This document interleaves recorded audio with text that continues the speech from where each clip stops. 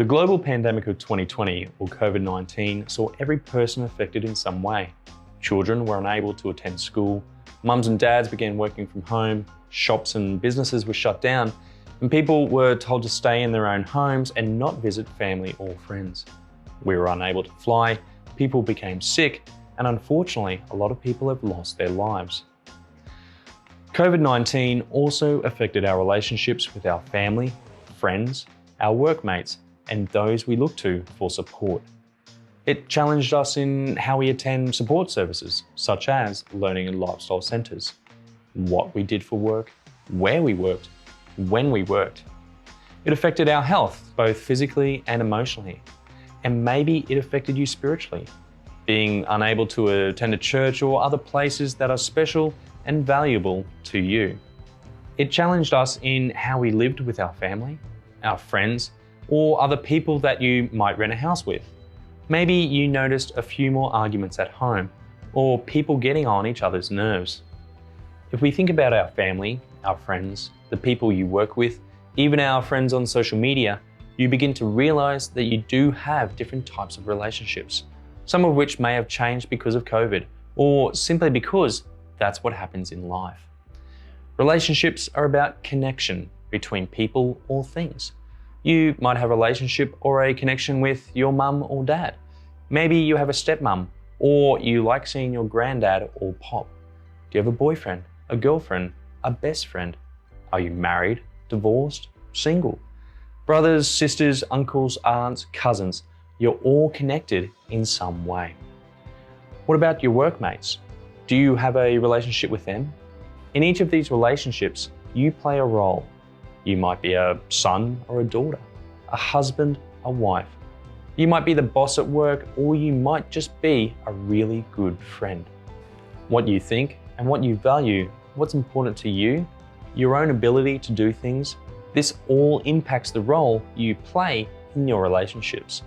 And each relationship is unique, which means that in all the relationships in the world, none are exactly the same. What's important to remember, however, is that relationships can be healthy. They are good for us, and sometimes they can be unhealthy, meaning that they're not so good for us. In this series of videos, we'll be taking a look at what makes a healthy relationship, and then looking at what you can do if you feel like you're in an unhealthy relationship. If at any time you feel upset by what you hear and see in the video, then stop the video, talk to a trusted friend or a support person, and take the steps to continue building healthy relationships. Healthy relationships are built on trust, respect, equality, consent, honesty, and feeling safe. People in healthy relationships don't always see eye to eye. That is, they may not agree on everything, but so long as the people in that relationship communicate or express their thoughts, ideas, and desires in a respectful and open manner, and whatever they decide to do is agreed upon, then relationships can continue to grow. During the course of these videos, we'll be taking a closer look at the ideas of trust, respect and equality, consent, honesty, humor in a relationship, and how you feel safe in your relationship. Understanding what conflict is and ways to deal with conflict, setting boundaries, and where to go and who to talk to if you feel that you are not in a healthy relationship will also be included. Have you heard of Aesop's fable, The Boy Who Cried Wolf? You'll find a copy of it included in the workbook. But by way of summary, there was a young boy who was in charge of taking care of some sheep. He would cry out, "Wolf, wolf," and the villagers would come running, and there was no wolf. The third time he did, there actually was a wolf, though none of the villagers came running to help him, as they no longer believed him. They no longer trusted what the boy was saying. One important value in a healthy relationship is trust. If you have a good friend and you trust them, you might tell them things you wouldn't tell a stranger. Ask them to do something for you, like take care of someone or something important to you. You might also expect the person to show up when you ask them to do something for you when you can't do it yourself. You might loan them money and expect them to pay you back over time. You might be more vulnerable with a person. This means that you might trust the person with something that you find embarrassing. Maybe you don't like how parts of your body look, yet you show the other person. Or you did something in your past that you're not happy about. yet you tell the other person about that. If it's your partner, you might become more physically intimate with them. You might become physically close with them. Express your thoughts and emotions without fear of getting hurt, physically or emotionally. If you don't trust a person, then you might not tell them things about yourself. Physically stay away from the person. Avoid them if they are walking towards you. Unfriend them on social media. Not share things with them. When we hear the word respect, we might think it means listening to and doing what our parents ask us to do. We might think it means obeying the law, or being careful about what we say and do around certain people or places. It might also mean acknowledging the wisdom of our elders and/or other cultures. In a healthy relationship, respect means giving the other person time to communicate, actively listening to the other person, providing encouragement and support with kind words and positive body language, valuing the other person's time, appreciating the other person's values and opinions, and valuing the other person's privacy. In an unhealthy relationship, there is usually a lack of respect. This might look like saying mean words or showing negative body language when talking with the other person. Continuously looking at your watch and showing that you're not interested in what the other person is saying or doing. It might sound like things such as making jokes about the other person in front of other people, putting the other person down in front of other people. For example, I can't believe you would do such a stupid thing. Not saying thank you to the other person after they do something for you. For example, thanks for cooking dinner for us. I really appreciate the time you spent cooking. Imagine you bought a chocolate bar and you wanted to share it with your friend. All things being equal, you might cut it in half so you both have the same amount. Healthy relationships are based on equality. Now, the things that you do, that you say, your wants and desires may not always be cut straight down the middle, much like a chocolate bar. For example, you may feel you do more of the cleaning up at home or the cooking, or you pay for the meals whenever you go out. In a relationship, some people may want to do more of the cooking, and others may feel good when they can pay for something. But if you feel that you're continuing to do these things and not receiving anything in return, then the relationship can become unequal. Instead of eating half a chocolate bar, you're left with nothing. What would an unequal relationship look like? Your friend or partner might make all the decisions: where to go out, when to go out, who you can hang out with. If you have an argument, the other person refuses to compromise. In other words, they don't back down. They may refuse to say sorry even if they know they're in the wrong. The other person always has the last word. For you, this may mean you cannot voice your concerns or meet each other halfway. In other words, in an unequal relationship, one person has the power and control over the other person, and there is no balance in the relationship. What do you mean by the word consent? In a relationship, you're the expert in your own life. You have a right to make decisions about your life. No one else should tell you what you should and shouldn't do. In healthy relationships, we have a right to say no if we're not feeling comfortable about something, such as being near a particular person, going somewhere, touching someone, or being touched by someone else. In healthy relationships, we always ask whether it's okay first. Have you ever heard of the saying, laughter's the best medicine? We all like a good laugh, and when we do laugh, it makes us feel good. In fact, laughing helps boost our immune system, makes us feel good, lessens pain, and decreases stress. You might laugh because someone told you a funny joke, or you watched a humorous YouTube clip about cats and dogs. We like to be around people that make us laugh, who can lighten the load, where everything doesn't always have to be so serious. A healthy relationship will be made up of both serious and not serious events and activities. It's important, however, to laugh with your friends, to see the funny side of things, to crack a joke and smile and simply enjoy each other's company. Laughter helps people relax and can sometimes turn a stressful situation into something that feels less stressful. Laughter and using humour in a relationship might look like telling jokes, simply hanging out, playing games, computer games, telling funny stories, casual banter or joking, lots of smiles and head shaking. Just like trust in a relationship, feeling safe is also important. What do you mean by feeling safe in a relationship? You feel relaxed with the other person, you feel you can tell the other person certain things. The other person is reliable, trustworthy, honest, and respects you. The other person doesn't scare you, say nasty things to you or about you. The other person doesn't threaten you. For example, if you do that again, I will. The other person doesn't bully you, pressure you to do certain things, or physically hurt you. If you do end up in an argument, you're both able to work things out. Feeling safe in a relationship means that your relationship will continue to grow. Whether it's a good mate or with a partner, it also means if you don't always see eye to eye, that you're able to work things out in a mature and respectful manner. Every person is unique, and we all feel, think, believe, and do things in our own individual way. We each bring these values and qualities to a relationship, which is also why we're attracted to some people and like to hang out with them and not others. Our differences, however, can sometimes lead to conflict. What is conflict? A serious disagreement, an argument, or a problem that takes a while and sometimes effort to fix. A fight, a battle, or a struggle. A conflict in a relationship is not necessarily a bad thing, but where there's conflict, there's usually a problem. It's the way we handle conflict that makes it helpful or unhelpful. It's always about choices, and every choice has a consequence.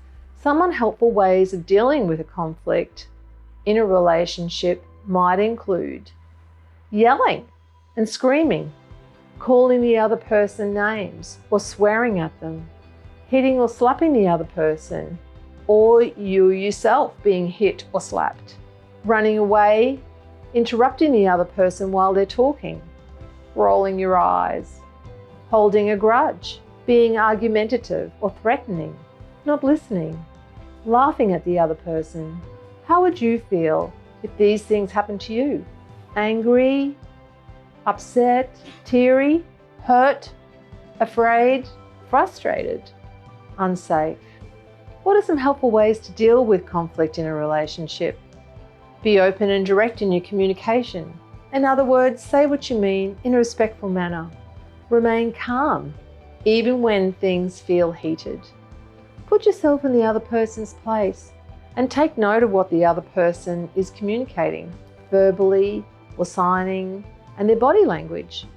Use I statements with behaviour descriptions.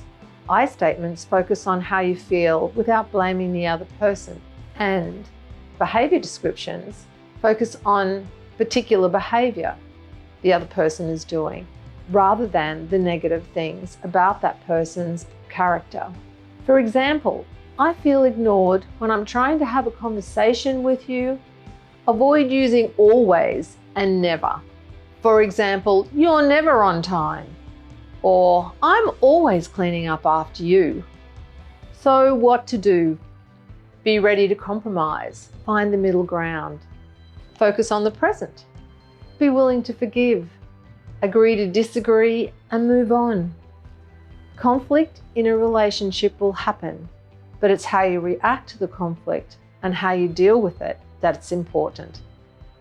Taking positive steps in handling conflict will result in greater communication, trust, respect, and closeness in your relationship. Healthy relationships include boundaries. This means where you have to draw the line around things that are important to you, such as your emotional, social, physical well-being. Much like boundaries are drawn around states of Australia, you need to know what the boundaries are in a relationship. Setting boundaries lets you and your friend or partner know what you like and dislike, know what you're comfortable with and what scares you, allows you to be clear about your needs, is specific and direct. For example, do not read my journal. I feel disrespected when you go through my things. If you have a partner, you can be clearer about your love towards them, and at the same time, be clear about your boundaries. For example, I need you to know that I love you, but that I'm not okay when you get angry with me. If you want to talk about where I was, that's okay, but only if you don't shout and scream at me. Use I statements and use phrases such as I feel, I would appreciate, I would like it if. Unhealthy relationships do not make us feel good. They're not respectful and can cause us harm or make us feel bad. Signs of an unhealthy relationship are you can't be yourself around them, they won't let you have other friends, you feel scared to say no, you feel sad all the time, they touch you when you say no, you feel nervous or anxious around them, you feel sick, they make you feel bad about yourself, they hit you, they yell at you, you feel frightened. You may be in a relationship and you feel that it's unhealthy, and no matter what you do, you cannot seem to work things out. Your partner may be abusive towards you, verbally, emotionally, or even physically. You may feel that there is no trust, respect, honesty, or you simply don't feel safe. If you do feel this way, you can get help and further information. You might want to talk with your manager or support staff at your work. If at work, your employee can provide you with a support hotline you can call, and it's completely anonymous. In other words, you don't need to give any personal details such as your name.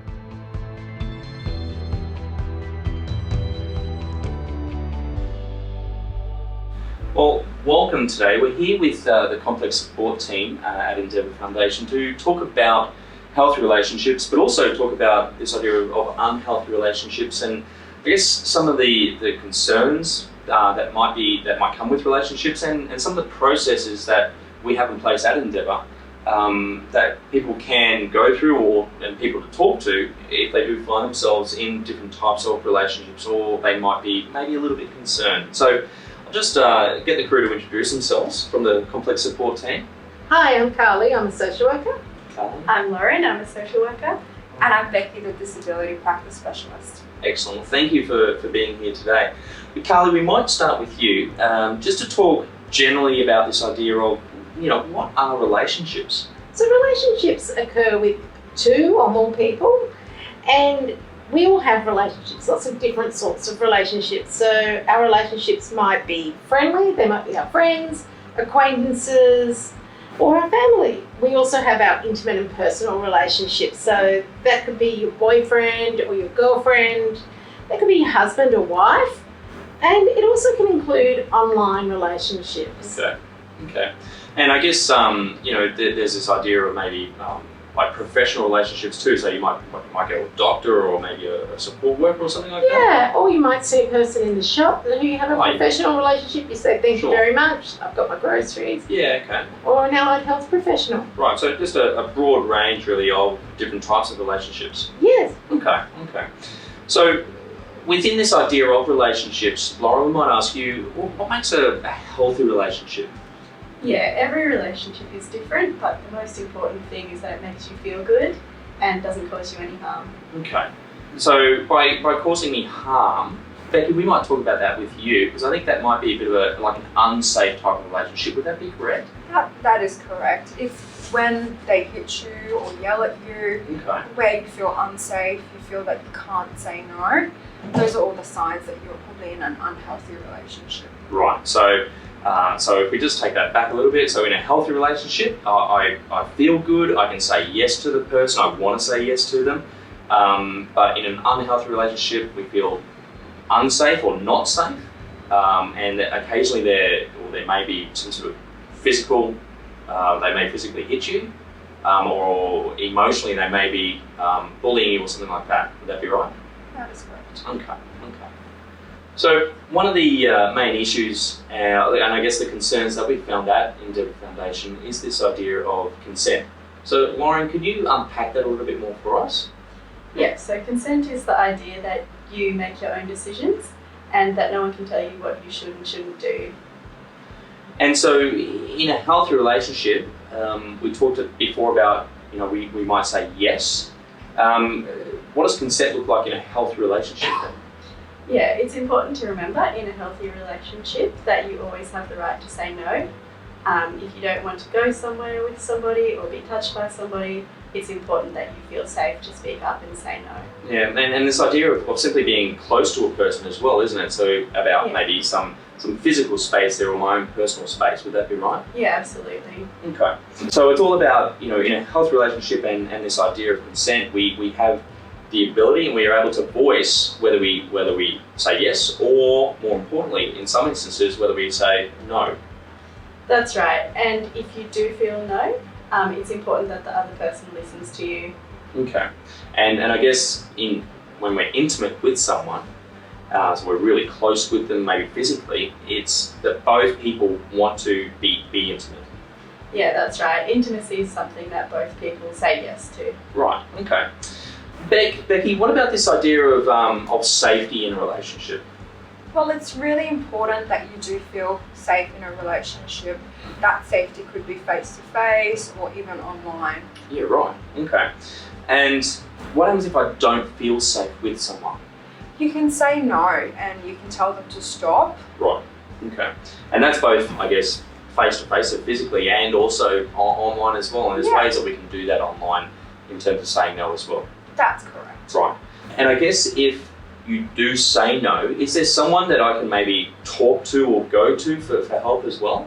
Yeah, definitely. You can go to your support worker or you can contact our team or you can even go to the police. Right. Okay. Carly, tell us a little bit more about public and private behaviour. So in our world, we have public spaces and private spaces. So in public spaces, we have to respect other people's boundaries and what they like. So for example, in my home, I might like to sleep naked, but it's not okay if I go into the lounge room with my housemates naked, because it might make them feel uncomfortable. Right. Okay. So that's kind of within the home environment. You've certainly got your private spaces. So my own bedroom, or what I want to do there. But even in the home, if I live with housemates, that might become a bit of a public space. That's right. Right. Okay. What happens if I want to go outside? I want to walk around without any clothes on. Is that okay, or? Well, no, that's not really okay. We have to wear clothes in public spaces, and that's a space that belongs to everyone. So everyone's there, and we abide by the rules of wearing clothing when we're out. That also includes being intimate when you're out. So if you've got a partner and even if they are consenting, there's some things that we can't do that are intimate in a public space because it makes other people feel uncomfortable. So you mean like if I was at a shopping centre and I was kissing my girlfriend or my boyfriend and that, that I could just kiss them, but we're talking about really being intimate, is that right?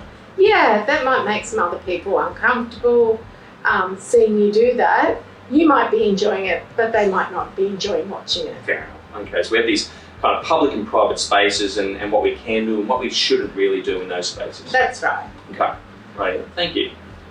So at Endeavour Foundation, we have a process or a number of processes to follow for both customers and staff if they find themselves maybe in a relationship and they're concerned about a relationship. Carly, what might that look like in general? Well, it can be really scary or difficult to talk about being in an unhealthy relationship, but everybody has a right and everyone should be in a healthy relationship. So it's your right to decide whether you want to continue that relationship, and that relationship can be with your partner, your girlfriend, your boyfriend, your parent, or even your work colleague. Okay, so it's about continuing a relationship, or maybe saying, well, no, actually, I can't continue that anymore, isn't it? Yeah, and even if you choose to continue that relationship, there's some support around that. Okay, well, let's talk about some of those supports there, Lauren. Yeah, so if you're not feeling safe, it's important that you can speak up. You could tell your support worker, you could tell your employment coach, and if you're feeling in danger, you could even talk to the police. Right, so there are people at Endeavour Foundation that I could talk to. So it might be a support worker, an employment coach, or maybe just a manager or a leader. Definitely. And like you said, if we do really feel as though we are in danger, then I contact the police. That's really important, is it? That's right. Right, okay. Are there any other types of supports, Becky, that might Endeavour Foundation have? Yeah, well, our team, the complex support team, can offer help as well. Okay. We've got some social workers on our team that can provide that support, Right. or we can connect you to community organisation, or there are hotlines that we can provide to you in your local area. That's really important too, isn't it? So not only do we have a complex support team that we have qualified and trained and experienced social workers such as yourselves, but then there are other organisations, so locally or depending on where I live, we can contact them and we can either do that without having to give away our name potentially, or we can jump onto a website and do it that way as well. Is that right? Yeah, Okay, definitely. fantastic. Well, great. Well, that's a lot of information that we've covered today, so thank you for that. But I guess just in summary, we know that everyone deserves to have healthy relationships, and that's you, that's me, and that's the people kind of watching this video. That's everyone, isn't it? Absolutely everyone. Right. And we also know that talking about relationships, whether they're healthy or whether they're unhealthy, that's okay. In fact, it is healthy to talk about relationships in general. It's really healthy to talk about relationships. And that could be, those, I guess, when I'm with a partner, it's those kind of intimate conversations right through to kind of those more public kind of conversations and what we do, isn't it? Yeah. Okay. And I guess it's also important to check in with each other in terms of our own relationships, to say, how you going, how you feeling, to have those kind of conversations. But I guess it's also important that we look out for our peers as well. Would that be right? So, whether it's our workmates, whether it's someone we go to to the city with, or somewhere at a centre, would that be right? That's right. And so when I'm looking out for my peers, just to capture that a little bit more, what might that look like? So that might look like if you see, some of your peers together who are in a relationship, if you see one treating the other not so well, you can talk to someone about that. If they disclose something or tell you something that you don't feel is quite right in a relationship, it's really important to tell someone about that, because they might be too afraid to talk about that themselves. Right. So you can talk to your employment coach, you can talk to your support worker, or you might talk to another colleague, someone else who you're working with, Yeah. a manager, or someone else. All right, and that's just like the other idea where, I can talk to someone if I feel as though I'm in an unhealthy relationship, but if I see someone who potentially might be in an unhealthy relationship, I can talk to an employment coach or a manager or someone. Absolutely, and that's making sure that everyone has a healthy relationship. So you're really showing that you've got a good relationship with the person who you're concerned about. Right, and that's the main thing, I guess, with all of this, isn't it? It's about ensuring that everyone, no matter who you are or where you are, is able to have those healthy relationships. Yeah, everyone has a right to a healthy relationship. Right, well, fantastic. Thank you very much. Thank you. There are websites and phone numbers you can call for support, including WWILD. Now, WWILD supports people with intellectual or learning disabilities who have experienced sexual abuse or who have been victims of crime. Kids Helpline. And Kids Helpline supports kids, teens, young adults, parents and carers, schools and teachers. For young adults, you can talk to them about physical health and identity, mental health, relationships and sex, life issues and family. Their website also has a lot of information and blogs about certain topics. Beyond Blue. Beyond Blue provides information and support for anyone to help them achieve their best mental health. Lifeline. Lifeline provides support for all Australians who may be experiencing emotional distress. 1-800-RESPECT.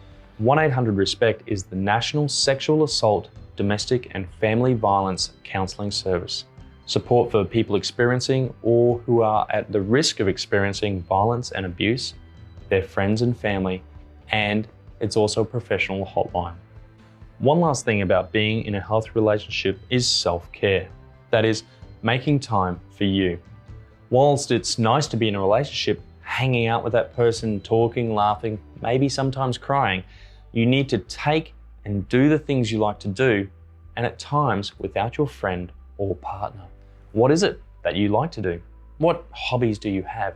Any interests? Do you play a sport? Listen to music? Take the dog for a walk?